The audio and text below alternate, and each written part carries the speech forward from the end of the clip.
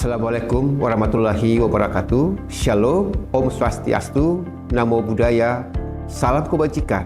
Selamat siang dan salam sejahtera buat kita semua.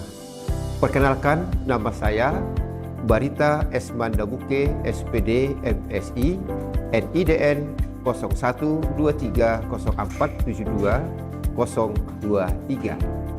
Saya adalah dosen tetap di program studi Pendidikan Guru, Pendidikan Anak Usia Dini atau PG PAUD, Fakultas Keguruan dan Ilmu Pendidikan Universitas Sari Mutiara Indonesia Medan sejak tahun 2016. Dalam menjalankan tugas sebagai dosen, saya berkomitmen melaksanakan Tridharma Perguruan Tinggi yang meliputi pengajaran, penelitian, dan pengabdian pada masyarakat secara profesional dan berkelanjutan. Video ini dibuat dalam rangka memenuhi salah satu dokumen seleksi sertifikasi dosen gelombang 1 tahun 2026, yaitu pernyataan diri dosen dan unjuk kerja Tridharma Perguruan Tinggi atau yang disebut dengan PDD UKT PT. Dalam bidang pengajaran, saya mengampu beberapa mata kuliah yang berkaitan dengan keahlian saya. Tapi pada kesempatan ini, saya memaparkan satu mata kuliah, yaitu Komunikasi Efektif dalam Pembelajaran Anak Usia Dini. Mata kuliah ini sudah dipaparkan dalam rencana pembelajaran semester yang sudah divalidasi oleh Ketua Prodi dan Dekan. Mata kuliah Komunikasi Efektif dalam Pembelajaran ini disampaikan pada mahasiswa semester genap dengan bobot 3 SKS secara teori. Pada mata kuliah ini, capaian pembelajaran lulusan yang pertama, bertakwa kepada Tuhan Yang Maha Esa dan menjunjung tinggi nilai kemanusiaan. CPL 2 tentang pengetahuan itu menguasai konsep komunikasi dalam pembelajaran anak usia dini. Dan CPL 3 tentang keterampilan umum, mampu berkomunikasi secara efektif, empatik, dan santun. Dan CPL 4, keterampilan khusus, yaitu mampu menerapkan strategi komunikasi dalam pembelajaran anak usia dini. Sedangkan yang menjadi capaian pembelajaran mata kuliah atau CPMK, setelah mengikuti perkuliahan ini, mahasiswa diharapkan mampu, yang pertama, menjelaskan konsep dasar komunikasi efektif. Yang kedua, mendefinisikan karakteristik komunikasi pada anak usia dini. Yang ketiga, menerapkan teknik komunikasi verbal dan non-verbal. Yang keempat, menggunakan komunikasi empatik dalam pembelajaran. Yang kelima, merancang strategi komunikasi efektif di dalam kelas anak usia dini. Dan yang keenam, mempraktikkan komunikasi efektif dalam simulasi pembelajaran. Yang menjadi bahan kajian yaitu konsep komunikasi, komunikasi efektif, komunikasi pada anak usia dini, komunikasi verbal dan non-verbal, komunikasi empatik, hambatan-hambatan komunikasi, strategi komunikasi pembelajaran, dan simulasi praktik komunikasi. Metode pembelajaran juga ceramah interaktif, diskusi kelompok, studi kasus, role play atau simulasi, dan ada presentasi. Media yang saya gunakan dalam pembelajaran ini adalah PowerPoint, juga video pembelajaran, lembar kerja mahasiswa, dan platform digital. Pengalaman belajar mahasiswa diharapkan akan mampu berdiskusi kelompok, analisis kasus komunikasi, simulasi mengajar, dan presentasi. Sistem penilaian yang dilakukan secara otentik dan berkelanjutan melalui penilaian proses dan penilaian hasil. Penilaian proses mencakup keaktifan mahasiswa dalam berdiskusi serta menjawab kuis pada saat proses pembelajaran berlangsung, serta keaktifan dalam diskusi kelompok. Penilaian dilakukan mencakup 3 aspek pendidikan, yaitu ranah kognitif, afektif, dan psikomotorik, dengan bobot penilaian sebagai berikut. Tugas 15%, kuis 10%, presentasi 10%, proyek 15%, UTS 20%, UAS 30%. Rubrik penilaian juga itu sudah dipaparkan di dalam RPS, dan rencana pembelajaran mingguan atau jumlah tatap muka ada sebatas 16 kali pertemuan.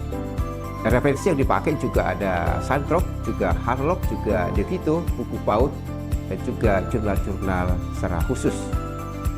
Pada perkuliahan ini, interaksi antara dosen dan mahasiswa berlangsung melalui pendekatan Student Centered Learning, di mana mahasiswa merupakan pusat atau subjek pertama dalam pembelajaran, sedangkan dosen berfungsi sebagai fasilitator. Kita saksikan cuplikan video pembelajaran berikut.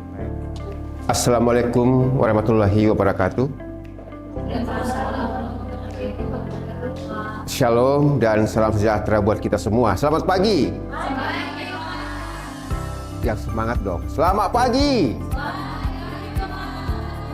Guru-guru hebat harus tetap semangat walaupun sudah siang, ya kan? Ini sudah siang tapi tetap semangat, harus tetap pagi. Baik, selamat datang buat Anda dalam perkuliahan kita. Pertemuan hari ini adalah pertemuan yang ke-15. Materi kita pada pertemuan ini adalah komunikasi efektif guru dengan orang tua anak usia dini. Materi ini sebenarnya merupakan penerapan salah satu kompetensi guru. Apakah masih ingat kompetensi guru? Ada berapa? Para guru, guru-guru sejati, berapa kompetensi guru? Berapa? Iya, 4. Yang pertama adalah kompetensi kepribadian. Yang kedua, kompetensi pedagogis. Yang ketiga, kompetensi profesional. Yang keempat, nah itulah. Jadi harus ingat itu sebagai guru, tetap melekatkan itu kompetensi kita. Ya, jadi ini merupakan penerapan kompetensi yang keempat. Bagaimana membangun hubungan dengan masyarakat, ya, sosial. Oke.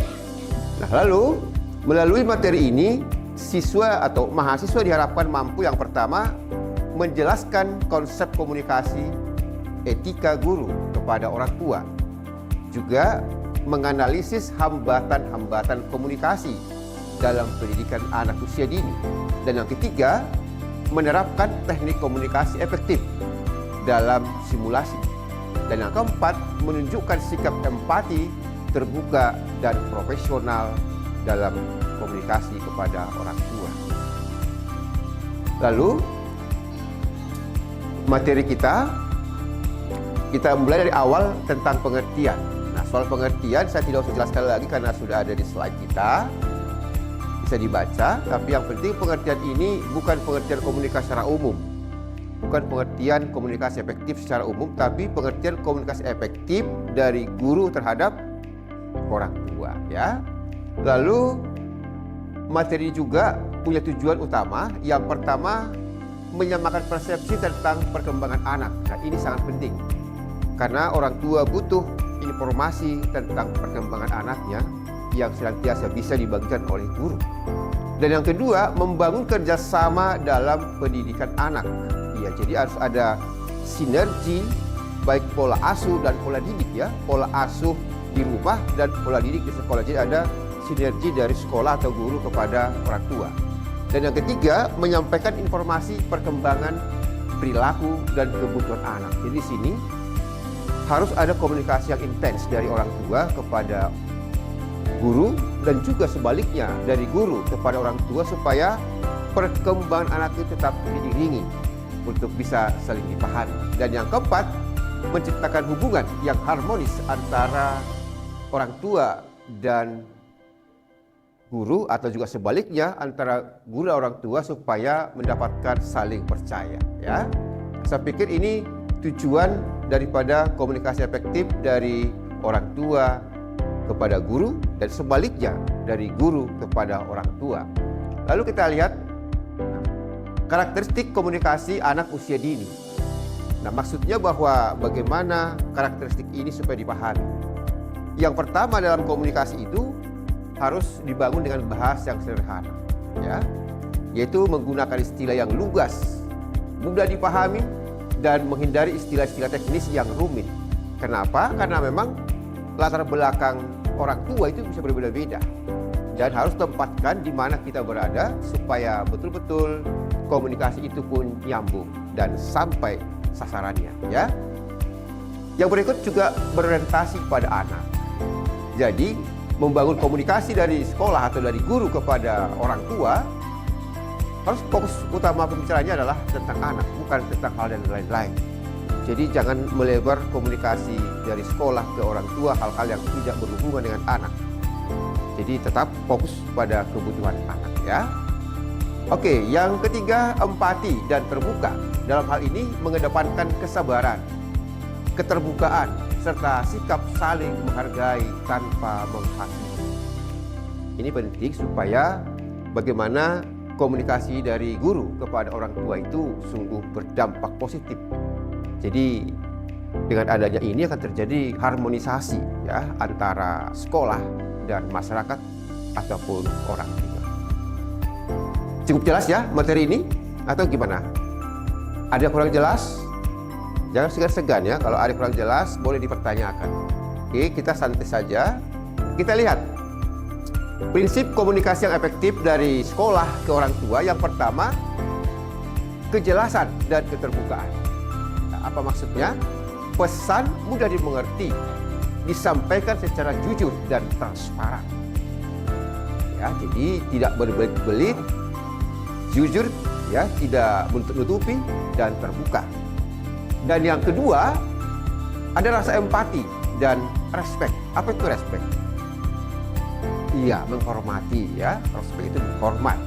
Jadi memahami perasaan orang tua dan menghormati latar belakang keluarga, karena setiap keluarga anak-anak itu berbeda-beda. Jadi maka memang sebaik mungkin para guru harus dapat data tentang orang tua, ya, baik itu mungkin yang didapatkan pada saat mendaftar ke anak-anaknya. Maka perlu ada form untuk orang tua supaya dapat data sehingga kita bisa memahami latar belakang daripada keluarga itu. Nah, yang ketiga, konsistensi informasi. Jadi informasi harus konsisten, jangan hari ini beda, besok beda. Nah, ini orang tua menjadi bingung, yang mana yang betul. Atau dari kepala sekolah beda, dari guru kelas beda, dari yang lain beda. Itu bisa membuat orang tua bingung, ya. Jadi harus konsisten, ya. Informasi yang disampaikan stabil dan konsisten di setiap kesempatan. Jadi ada 3 prinsip komunikasi yang efektif antara sekolah dengan orang tua. Dalam hal ini, sebelum kita lewatkan, ada yang perlu dipertanyakan? Baik, silakan Suster, silakan. Baik, terima kasih kesempatan yang diberikan kepada saya. Adapun yang mau saya tanyakan dari penjelasan prinsip komunikasi efektif antara orang tua dengan guru. Nah, terutama dalam mendidik anak-anak usia dini. Di sini saya mau bertanya, bagaimana seorang guru ketika menghadapi perbedaan pendapat dengan orang tua mengenai perkembangan atau perilaku dari anak usia dini? Karena dari kenyataan yang pengalaman bahwa ketika seorang guru dan bahkan mungkin tidak hanya sekali 2 kali juga komunikasi atau pertemuan secara pribadi untuk menyampaikan perkembangan dari sang anak, selalu itu berbeda pendapat, ya. Bagaimana pengalaman orang tua sehari-hari anak di rumah dengan hari-hari yang dialami seorang guru tidak mendampingi ketika belajar di kelas, begitu. Itu yang bisa saya sampaikan. Ya, baik. Saya pikir ini pertanyaan sangat menarik, ya. Dan itu tadi ya mungkin dari pengalaman, ya, Suster, ya. Baik, jadi ini inti pertanyaan adalah bagaimana strategi guru menghadapi adanya perbedaan pendapat antara guru dengan orang tua siswa atau murid tentang perilaku anak, gitu, ya. Mungkin beda di sekolah, beda di rumah. Lalu ketika guru menyampaikan anak ibu seperti ini, lalu orang tua bisa bantah.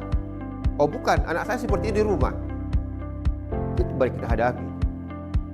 Nah, mungkin ada dari teman-teman kita yang bisa menjawab. Nah, kebetulan di sini sudah ada beberapa yang sudah guru, ya. Nur juga sudah guru. dua-duanya Gulsen juga punya sekolah sendiri. Nah ini saya pikir bisa berbagi pengalaman. Nah kalau begitulah kenyataan kita hadapi, misalkan ada perbedaan pendapat dari guru dan siswa dan orang tua murid tentang siswa, bagaimana kita menghadapi? Berarti ini pengalaman seperti pasti juga nanti kita hadapi di lapangan gitu. Ayo, siapa yang mau menjawab? Ada? Ya, silakan Gulsen, silakan. Izin menjawab. Ya, silakan. Dari pengalaman saya, jika terjadi ada perbedaan pendapat antara kita dengan orang tua, kan kita selalu ada pakai WA. Sebaiknya kita atau waktu dijemput, ketika anak itu dijemput, kita tanya, Bu, gimana sih si A kesehariannya di rumah? Apakah dia pernah seperti ini? Kita tanya dulu sama orang tua, perlakuan anak tadi di rumah itu seperti apa? Nah, setelah kita tahu, wah anak ini ternyata di sekolah beda perilakunya dengan di rumah. Jangan kita langsung memvonis atau bilang orang tuanya, oh kamu begini, karena kan pola asuh orang tua itu berbeda-beda. Ada yang otoriter, ada yang permisif, ada yang demokrasi. Jadi ada pernah terjadi seperti itu. Kita lihat anak ini di sekolah itu lebih aktif, sementara di rumah dia tidak begitu aktif. Nah, ketika kita mau memberitahu, hari pertama kita hanya mencari tahu perilaku anak tadi di rumah seperti apa. Besoknya baru kita panggil orang tuanya lagi, Bu, ternyata dia di kelas seperti ini, karena waktu kita dekatin anak tersebut, di rumah dia nggak berani mencoba ini, nggak berani mencoba itu, takut dicubit. Karena mungkin sering dicubit ya Bu di rumah. Coba Ibu jangan cubit biar Ibu bisa tahu bahwa dia sudah bisa, karena ada anak yang di sekolah, dibilang matematikanya belum bisa. Dia belum bisa kok dikasih pelajarannya tinggi sekali. Kita di rumah disuruh, dicoba sama orang tua, dia nggak berani. Dia nggak bisa, dia bilang nggak dapat sampai dia cubit. Tapi ketika kita udah tahu di rumah dia itu karena ketakutan, sehingga dia nggak berani mencoba, nggak berani apa. Ketika kita coba, orang tuanya kita suruh ngintip dari jendela. Coba Ibu ngintip dia dari jendela. Ketika kita catat di papan tulis, anak itu bisa jawab. 3 tambah 5 bisa jawab. Nah orang tua tadi gitu. Loh, ini saya terlalu keras di rumah. Jadi kita kasih video sama orang tuanya waktu masa pembelajaran, atau kita ajak orang tuanya untuk menyaksikan langsung, kita tes langsung dari situ. Ternyata dia bisa, bukan pelajarannya tinggi, dia sanggup, cuma mungkin karena tekanan di rumah, takut dimarah, akhirnya dia nggak berani ngerjain, ngeblank anak tadi. Jadi untuk melepaskan perbedaan pendapat, jangan kita vonis dulu apa yang kita lihat di sekolah, kita tanya dulu di rumah dia bagaimana. Dari sudut pandang orang tua dan juga dari sudut pandang si anak, deketin si anak, kamu di rumah ngapain? Kalau kamu salah gimana? Mama marah nggak? Marahnya gimana? Jadi kita melakukan pendekatan dengan orang tua dan anak, baru bisa kita dapatkan solusinya. Itu sih saran saya. Terima kasih. Ya, baik. Terima kasih Gulsen ya sudah memberikan jawaban, dan saya lihat ini jawabannya berbasis pengalaman ya. Jadi itu enaknya kelas kita ini memang karena ada yang sudah betul-betul real sebagai guru. Jadi ketika ada pembelajaran kita bisa langsung berbagi atau sharing. Betul, saya setuju juga yang disampaikan Gulsen tadi bahwa untuk mengatasi perbedaan pendapat antara guru dan juga orang tua tentang keadaan anak, tadi sudah disebut dalam satu sisi tentang katakanlah belajar. Nah memang ya kita harus hati-hati, jangan terus memvonis gitu ya. Tapi baiknya memang tadi kalau kita pertajam bahwa sangat bagus guru punya data-data yang autentik gitu ya.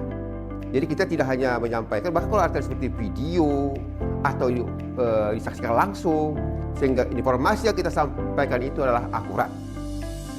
Nah, karena memang bisa beda, perlakuan anak itu juga bisa beda di rumah, beda di sekolah. Tergantung tadi pola asuh dan pola didik juga berbeda. Ada anak di rumah itu penakut, di sekolah malah pemberani. Tergantung pola asuh berbeda-beda. Gitu ya. Jadi memang kalau kita memberikan informasi itu harus akurat dan punya bukti-bukti supaya orang tua pun bisa menerima, dan menyampaikan itu juga harus dengan cara yang sopan dan juga ya kooperatif lah, supaya tidak menyinggung perasaan. Karena kadang orang tua merasa dia lebih paham anaknya karena dia mulai kecil dia bersama anaknya. Tapi kadang kita bisa melihat lebih murni keadaan anak yang sesungguhnya. Oke ya, itu saya pikir sudah bagus. Terjawab ya suster? Baik, ada lagi dalam hal ini? Ada mau ditanya lagi atau kita lanjut dulu? Baik, saya masih ada Nur Hidayah. Baik Pak, terima kasih untuk kesempatannya. Nah, saya mau bertanya tentang yang option 1, ada kejelasan dan keterbukaan. Nah, seberapa jujur dan transparan batasannya Pak? Misalnya, kalau ada perkembangan anak nih yang sensitif seperti kecurigaan ADHD, biasanya keluarga apakah harus disampaikan secara semua atau bertahap tentang perilaku perkembangan anak di sekolah? Terima kasih. Ya, baik Nur Hidayah, pertanyaannya juga luar biasa ya, bahwa bagaimana atau sejauh mana, sejujur apa, seterbuka apa informasi yang dibutuhkan atau yang boleh disampaikan orang tua kepada guru, gitu ya, Nur? Iya, tentang perkembangan yang sensitif seperti ADHD. Pahamkan ADHD kan? Baik, ada yang mau menjawab? Artinya bagaimana sejujur dan terbuka apa informasi yang sensitif itu dibuka oleh orang tua kepada sekolah tentang kondisi anaknya yang mungkin ada hal-hal yang sangat sensitif. Ada? Ya, baik. Jadi itu sebenarnya begini. Pertama, tergantung orang tuanya dulu. Tapi sebenarnya data itu diperlukan sekolah supaya sekolah bisa menentukan strategi menghadapi anak itu. Nah, jadi dalam hal ini perlu ada keterbukaan dan kejujuran dari orang tua kepada anak supaya sekolah tahu melakukan tindakan-tindakan yang pas, pendekatan yang tepat kepada anak, tetapi dengan catatan sekolah harus punya kerahasiaan. Ya, sekolah harus punya asas kerahasiaan. Jadi tidak boleh datang tidak perlu diungkap kepada umum, itu tidak boleh. Jadi sekolah harus punya kerahasiaan. Jadi ini tadi sebaliknya memang ya, yang kita bahas itu komunikasi dari sekolah ke orang tua, yang ditanya juga adalah komunikasi atau informasi dari orang tua ke sekolah, tapi tidak apa-apa. Jadi prinsipnya boleh, sedetail apapun boleh, tapi sejauh sekolah harus mampu menjaga kerahasiaan. Jangan sampai informasi yang sensitif itu dibuka kepada orang yang tidak berkepentingan. Gunanya untuk apa? Supaya sekolah pas mengadakan pendekatan, melakukan perlakuan yang tepat buat anak-anak. Ya, begitu ya Nur ya. Apakah sudah menjawab kira-kira? Oke ya, baik. Terima kasih.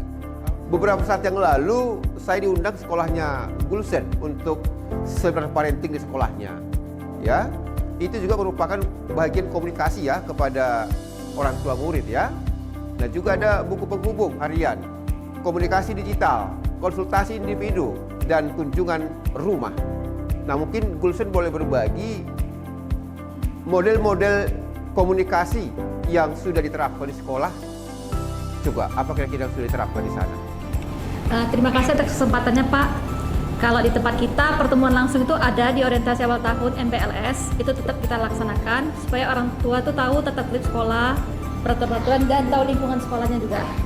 Kemudian rapat kelas kita lakukan untuk mengetahui jumlah-jumlah murid, latar belakang siswanya, itu kita informasikan juga kepada orang gurunya masing-masing supaya mereka lebih tahu bahwa ini prestasi di baru kita ada yang pernah ini, ada yang ini. Kita ada pendekatan juga sama guru. Kemudian ada buku penghubung harian, yaitu buku komunikasi, di mana setiap kegiatan itu kita catat di situ untuk diinformasikan kepada orang tua. Dan itu juga kadang kita kirim video-video pembelajaran kepada orang tua melalui WhatsApp group orang tua. Jadi itu semua ada kita lakukan supaya tetap keep in touch sama orang tua setiap harinya. Jadi orang tua juga tahu perkembangan anaknya dan apa yang dilakukan anaknya di sekolah. Gitu. Baik, luar biasa. Tepuk tangan dulu buat Gulsen ya. Iya. Kita lihat jawabannya akurat dan memang itu real. Memang itulah yang dilakukan di sana sehingga komunikasi antara sekolah dan orang tua intens terjadi. Dan itu sangat bagus. Dan kabarnya sekolah Gulsen sudah bertumbuh dari TK juga ada SD di sana ya. Bagus. Ya, baik. Jadi saya pikir jawaban atau informasi yang disampaikan Gulsen tadi menjadi inspirasi buat kita bersama karena memang seperti itulah harus tetap dibangun komunikasi yang baik terhadap orang tua murid dengan berbagai cara dan bentuk ya. Saya pikir materi cukup ini, lalu kita lanjut. Nah, tapi di samping komunikasi juga pasti ada hambatan-hambatan. Nah, di sini hambatan yang disampaikan mungkin latar belakang dan waktu. perbedaan tingkat pendidikan orang tua juga menjadi hambatan. Tidak semua pendidikan orang tua itu sama. Ada juga yang tidak sekolah. Jadi kalau nggak sekolah, jangan kasih istilah yang agak sulit ya, yang terlalu ilmiah gitu. Itu bisa buat mereka bingung dan juga beda tafsir. Yang berikut juga ini, emosi dan persepsi. Rasa cemas atau defensif dari orang tua saat menerima laporan. Jadi dalam menyampaikan laporan anak-anak atau berita anak-anak kepada orang tua, harus juga dengan memakai perasaan juga. Karena kadang orang tua itu ada trauma tentang keadaan anaknya, baik mungkin dia ada riwayat sakit, sehingga ketika informasi dari sekolah, orang tua bisa jantungan kalau nggak hati-hati. Ya. Lalu saya pikir ini cukup jelas. Nah, strategi hambatan juga ini. Kembali tadi bahasa sederhana, tenang dan profesional, dan juga fokus pada solusi, bukan fokus pada masalah. Ya. Nah, kemudian ini studi kasus. Nanti saya akan bagikan di grup kasus-kasus lain bagaimana cara komunikasi efektif terhadap orang tua. Contoh di sini kalau anaknya ini sulit fokus di kelas. Kadang sekolah bisa terjadi seperti ini. Anak ibu tidak bisa diam dan selalu mengganggu teman-temannya saat belajar. Ternyata itu tidak efektif. Ada yang lebih efektif. Nah, anak ibu sangat aktif dan punya energi besar. Kami sedang membantu agar ia lebih fokus dan akan sangat baik jika kita kerjasama. Ya. Nanti akan saya kirim di grup kita contoh-contoh masalah-masalah anak-anak, lalu minggu depannya atau nanti dikirim sebelum, karena ini sudah pertemuan terakhir sebelum ujian, kirimkan nanti jawaban Anda terhadap analisa ataupun bagaimana komunikasi efektif menghadapi anak-anak bermasalah. Oke. Kemudian, nah ini juga ada etika. Seorang guru memang harus punya etika, menjaga kerahasiaan seperti waktu diskusi kita tadi. Kalau ada data sensitif, jangan bocor. Nah, itu harus dijaga. Yang kedua, tidak membanding-bandingkan anak. Jadi setiap anak memiliki keunikan dan juga perbedaannya. Jadi biarlah mereka hidup dengan dunianya. Jangan dibanding-bandingkan karena itu adalah kekerasan psikologis yang besar. Jadi membandingkan anak satu kepada anak yang lain itu adalah kekerasan psikologis. Biarlah ya apa adanya dan mereka hidup pada dunianya. Karena setiap anak punya kelebihan, mungkin juga punya kekurangan. Oke? Dan yang terakhir itu bahasa konstruktif. Jadi selalu pakai bahasa yang membangun, bahasa yang positif, tidak menjudge, tidak menghakimi, ya, supaya anak pun tetap terjaga dan hubungan sekolah dan orang tua tetap harmonis. Dan yang berikut ini, peran strategis guru sebagai komunikator profesional, bukan provokator ya, tapi komunikator profesional, mediator pembelajaran, juga pendamping anak. Jadi guru adalah orang tua kedua di sekolah. Ya. Kemudian, saya pikir materi kita cukup hari ini, dan ini sudah pertemuan terakhir, dan habis ini kita akan UAS. Ya. Dan quotes terakhir adalah, guru yang hebat bukan hanya yang pandai mengajar anak, tetapi juga yang mampu menjalin komunikasi hangat dengan orang tua. Maka perlu sinergi guru dan orang tua untuk perkembangan anak. Sampai di sini pertemuan kita, dan absen kita tetap dijalankan seperti dua bentuk, baik digital, Sepima, dan juga manual yang sudah diambil tadi ya di dokumen ini. Nah, saya pikir sebelum saya tutup masih ada pertanyaan? Jelas semua? Baik, maka dengan ini pertemuan kita akhiri. Terima kasih buat kerjasama kita selama ini, dan sampai jumpa pada pertemuan terakhir untuk UAS. Selamat siang. See you. Demikianlah video pembelajaran ini saya perbuat untuk digunakan dalam pemenuhan dokumen seleksi sertifikasi dosen gelombang 1 tahun 2026. Semoga Tuhan memberkati. Assalamualaikum warahmatullahi wabarakatuh. Shalom. Om Swastiastu. Namo Buddhaya. Salam kebajikan. Selamat siang.